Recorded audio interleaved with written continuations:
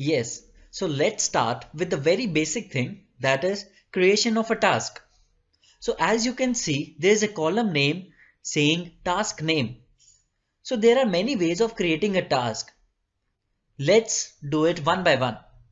So one way is you can either enter manually your task name, say task A, or you can go to the plus icon. Just click on the plus icon saying insert task and you will see that a new task is inserted automatically. Say task B. Now there is another method. As you can see below the plus icon, there is a small drop down. If you click on the drop down, it will give you some values. So just click on the task. You will see that a new task is inserted. Let's name it C. Yes. So if you can see that there are many columns stating task mode, duration, start, finish, predecessors and many more. So let's go on with the task mode. If you click on the drop down menu of the task mode of A, you will see that there are two options saying manually scheduled and other saying auto scheduled. So let's start with auto scheduled first. You can see that many of the fields are automatically updated. As you can see in the duration column, there is saying 1 day with a question mark. So this question mark actually means that you can enter it or edit it accordingly.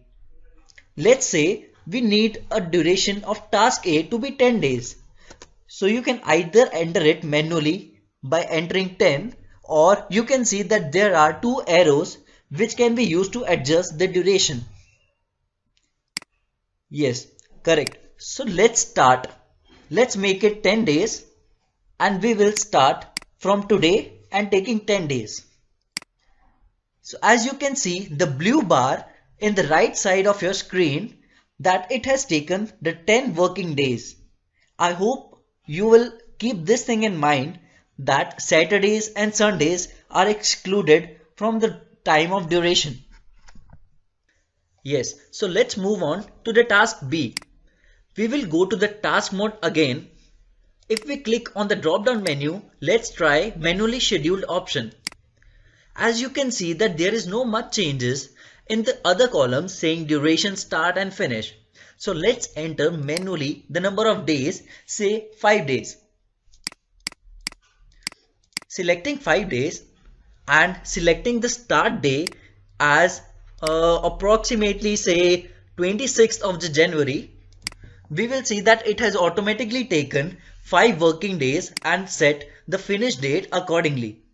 As you can also see in the bar that the 5 working days have been selected.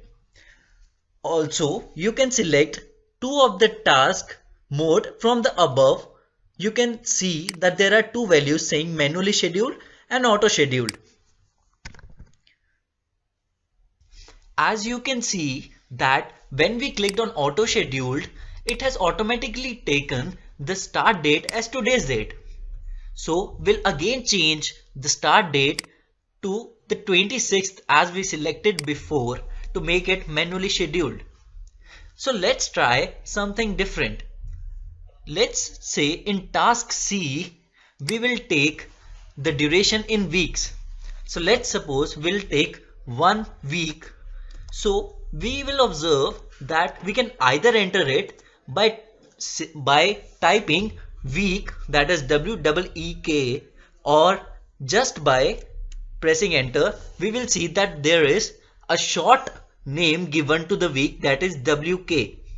So let's start. Let's take a start week as the next week, say 22nd of the January. So it has automatically taken the next Thursday 26th. One thing I would like to tell you, that if we have taken 1 week, it will by default take 5 working days. Hey, there is one more interesting thing you guys might have observed, that when we selected the start day as Sunday, it has automatically considered Sunday as a working day. Why? This is because we have manually scheduled that task mode. So let's try to do it in auto scheduled task mode. If we click on the auto scheduled, you will see that if we click on the start date and click on the drop down menu and select Sunday, you will see that there is a pop out saying we can either move C to the next working day, that is Monday, or we can make Sunday a working day. So let's take Sunday as a working day. If we click on OK, you will see that it has taken the Sunday as a working day. As you can see that there is an icon that is popping out. If we click on this icon, we can see that it says this task has a start no earlier than constraint, which means that this task will not start before Sunday 22nd of January. One more thing, this constraint has been there because we have selected task mode as automatically scheduled. So if we click on the drop down menu and make it apart from auto schedule, we make it manually scheduled, you will see that the constraint has automatically been removed. So guys, that is all for this tutorial.